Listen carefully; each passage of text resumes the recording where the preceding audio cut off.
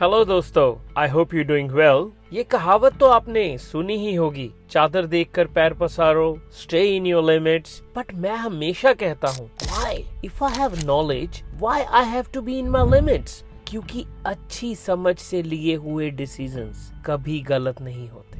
चाहे वो स्टडी में सब्जेक्ट्स चूज करना हो, लाइफ पार्टनर चुनना, जॉब या बिजनेस, एनीथिंग। पर कभी आपने सोचा है आपकी साइकोलॉजी आपके पैसे के लिए क्या है? What do you think of your own money? Profit या लॉस को समझना is not enough anymore, my friend. अगर आपको वेल्थी बनना है तो आपको मनी के साथ एक रिश्ता बनाना होगा। We need to go more deep in the ocean. तो आइए मैं आपको लेके चलता हूँ एक ऐसे ओशियन में जिसमें आपको पैसे की समझ का ऐसा ज्ञान मिलेगा, आपको वेल्थी होने से कोई नहीं रोक सकता, आप खुद भी नहीं। So let's dive psychology of money by Morgan Housel. एक ऐसी बुक जो आपके मनी प्रोस्पेक्टिव को बदल के रख देगी। जैसे ही पैसे की बात आती है सब इंटेलिजेंट हो जाते हैं, so keep that in mind. No one is fool. आपके फाइनेंशियल डिसीजंस आपके प्रीवियस एक्सपीरियंस और बैकग्राउंड पे डिपेंड करते हैं। अगर आपको स्टॉक्स में एक बार लॉस हो गया तो आप दोबारा स्टॉक्स में इन्वेस्ट ही नहीं करोगे। अगर आपकी फैमिली एक सक्सेसफुल बिजनेस रन करती है, आपका बिजनेस सेंस बहुत ही स्ट्रांग होगा। एंड सिमिलरली, अगर आपके पेरेंट्स ने लाइफ टाइम जॉब की बट स्टिल फैमिली में हार्डशिप ही रही, तो आपका नजरिया जॉब के लिए बहुत अलग होगा। तो आप बिजनेस करने का रिस्क लेंगे। Luck and risk are two sides of same coin. Bill Gates admit करते हैं it was a matter of luck that कि वो उस टाइम ऐसे स्कूल में गए जहां कंप्यूटर प्रोग्रामिंग सिखाते थे। Now we have Microsoft. हम हार्ड वर्क को बहुत ही इंपॉर्टेंस देते हैं बट लक एंड रिस्क को हमेशा अंडर एस्टिमेट करते हैं। सिमिलरली याहू, जिसने 1990s में मौका गवा दिया गूगल को बाय करने का, जो उस टाइम पे एक रिस्क था। अगर याहू रिस्क लेता तो आज हम चीजों को गूगल नहीं याहू करते। सो रिस्क है तो इश्क है, बट रिस्क हमेशा कैलकुलेटिव होना चाहिए। और सबसे important, we need to know Where to stop. It's never enough. हम ह्यूमंस की आदत है, जितना मिलता है उससे ज्यादा की इच्छा रखते हैं। कहाँ से स्टार्ट करें ये हार्ड है, but where to stop? It's even much harder. Former CEO of McKinsey, Mr. Rajat Gupta, जिन्होंने पैसा और शोहरत खूब कमाई, बट इनसाइड ट्रेडिंग की वजह से उन्हें जेल जाना पड़ा because it was never enough for him. Same with Mr. Harshad Mehta.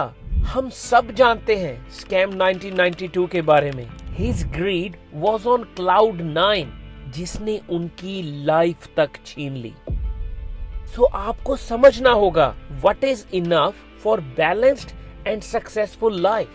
Mr. Warren Buffett एक मिसाल है to understand what is enough. इतना पैसा होते हुए भी उनका लाइफस्टाइल बहुत ही सिंपल है, because he knows what is enough for him. वो अपनी ग्रीड को कभी भी उन पे हावी नहीं होने देते। मिस्टर बफे मनी को लेके बहुत ही पेशेंट हैं। उनकी वेल्थ का 80% हिस्सा उन्होंने 50th बर्थडे के बाद कमाया, बट उन्होंने यंग एज में ही इन्वेस्टमेंट शुरू कर दिया और वो कंपाउंडिंग होके बढ़ता ही गया। Compounding interest is an awesome thing. I personally love it. Let's learn. Ravi ने $1,000 इन्वेस्ट किए with interest of 15% per annum. After a year, he got $1,150 और वो दोबारा इन्वेस्ट कर दिए on 15% per annum. अब आपका जो प्रिंसिपल है वो 1,150 है, 1000 नहीं. So after 1 year, he received $1,322.50. So this is the magic of compounding interest. So let your money work for you. ये वो ट्रिक्स हैं जो आपको वेल्थी बनाते हैं और साथ में ये भी सिखाते हैं that how to stay wealthy. Keep investing and stay disciplined with your investments. बहुत बड़े बड़े नाम जैसे माइक टायसन, एक टाइम के famous boxer with 300 million wealth and lost everything, क्योंकि वो पैसे के डिसिप्लिन को समझ ही नहीं पाए. Same with most of lottery winners, most of them go broke in some years. अपनी मनी को डाइवर्सिफाई कर दो. Divide your investments in stocks, bonds, real estate and different businesses. Don't put all the eggs in same basket. But destiny भी कोई चीज है जिसे हमें कभी भूलना नहीं चाहिए. स्टीव जॉब्स को उन्हीं की बनाई कंपनी एप्पल में से निकाल दिया गया. फिर दोबारा स्टीव ने टेक ओवर करके उस कंपनी को आगे बढ़ाया, जिसको आज हम एप्पल के नाम से जानते हैं. जेके रोलिंग 12 टाइम्स रिजेक्ट हुई अपनी famous book the Harry Potter series. So remain optimistic and free from negativity while investing. लोग जब डरते हैं तो सेल करते हैं, लेकिन जब हैप्पी होते हैं तो बाय करते हैं. हमें इस साइकोलॉजी को समझना होगा. बाय करो जब सब डरे हुए हैं, फियर में है, मार्केट क्रैश हो रही है, रियल एस्टेट डूब जाएगी, ऐसा सोचते हैं. Buy. Sell when everyone is happy. याद रखो, you don't make money when you sell, you make money when you buy, which leads to the better future. आप आज को कंट्रोल करो, क्योंकि आप फ्यूचर को कंट्रोल नहीं कर सकते, पर उसके लिए प्रिपेयर तो हो सकते हो. नेटफ्लिक्स, जिसने डीवीडी रेंटल बिजनेस से स्टार्ट किया, आज डिजिटल मूवीज की एक दुनिया बसा दी, बिकॉज वो प्रिपेयर थे फ्यूचर के लिए. And on the other hand, Nokia used to be king of mobiles, not ready for change, lost his identity from the mobile industry. No one like to change, but change is always good.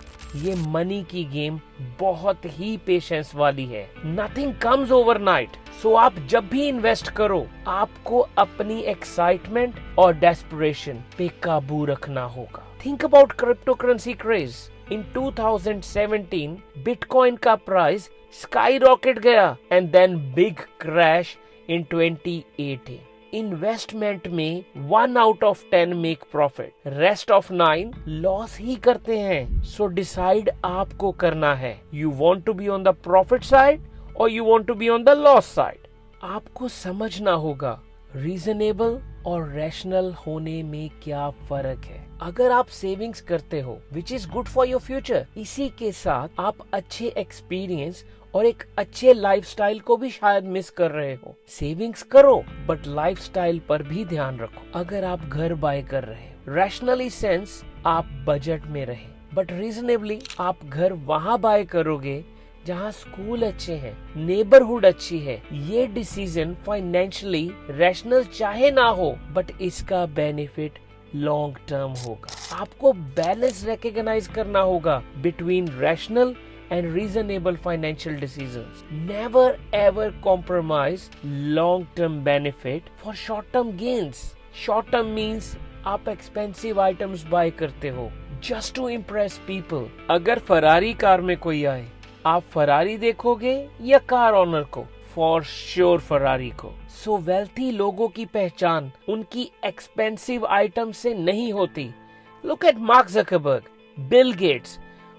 वो celebrities जो mansions और expensive stuff bye कर लेते हैं, वो अक्सर time के साथ बैंकरप्ट हो जाते हैं.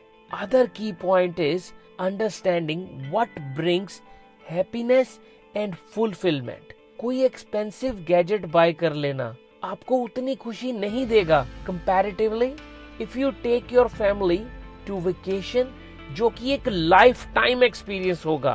What really matters to you, that matters a lot. So आपको wealthy बनना है, rich नहीं.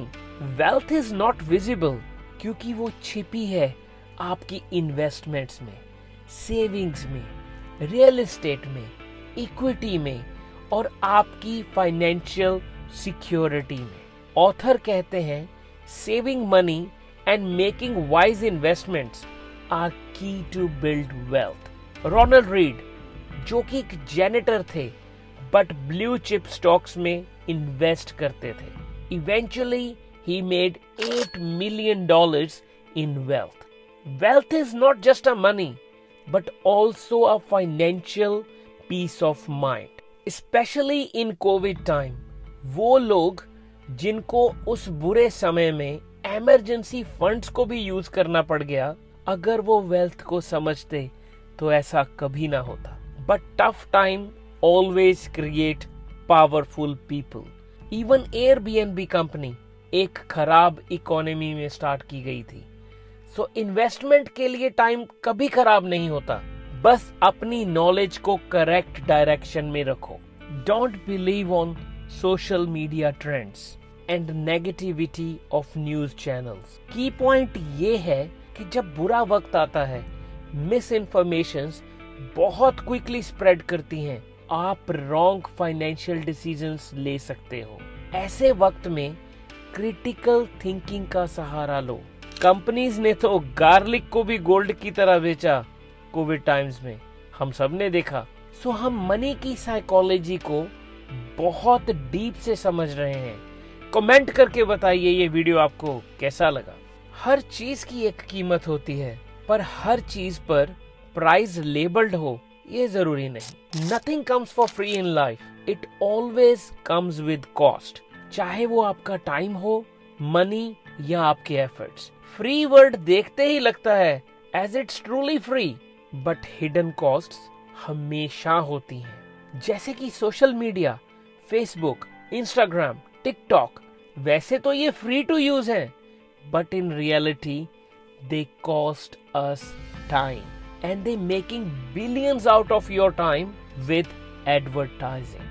Big companies like Netflix, Prime, वो ट्रायल ऑफर करते हैं और हम अक्सर भूल जाते हैं उसे कैंसिल करना, जो हमें मंथली कॉस्ट करते हैं। वॉलंटियर वर्क, बट उसको करने में भी एफर्ट्स तो लगता ही है। चीजों के सही प्राइस को समझना बहुत जरूरी है to take the better decisions in life. So जैसे हमने पहले सीखा, हमारे फाइनेंशियल डिसीजंस हमारी अपब्रिंगिंग, कल्चर और पर्सनल एक्सपीरियंस पर बहुत मैटर करते हैं। सो बी ऑप्टिमिस्टिक, सो आप नेगेटिविटी को ओवरकम करके अपने डिसीजन को बेटर बना सकें। ये रास्ते आपको better management and long term success की तरफ लेके जाएंगे। हमारे गोल्स और priorities time to time change होती ही रहती हैं। In your childhood you might want to be a doctor but end up doing business और maybe some other job. इसी तरह मनी की भी प्रायोरिटीज चेंज होती रहती हैं। यंग एज में हम सेविंग्स पे ध्यान देते हैं। In your 20s focus on investing and slowly step into real estate, so आप अपने 40s में पैसे को enjoy कर पाओ। Don't ever fall for get rich quick schemes. ऐसा कुछ नहीं होता है जो सुनने में सच ना लगे। कभी भी उस ट्रैप में मत फंसो। Like 1 साल में पैसा double, too good to be true, Ponzi schemes, network marketing, peer-to-peer, you will only end up with loss. Time, money, effort. Don't fall for fake news. Cross check with your own knowledge. Money आपकी attention मांगती है. Always look at the big picture. Budget बना के खर्चा करो. Pay yourself first. Blindly money savings करने की बजाय understand your retirement, healthcare, potential travel plans, life और work का बैलेंस बना के रखो। To reach your money goals हमेशा अपने फाइनेंशियल प्लान को टाइम टू टाइम अपडेट करो। आपकी फाइनेंशियल स्ट्रेटेजीज ही आपको फाइनल गोल तक लेके जाएगी। So don't forget to subscribe our channel and catch you in the next video.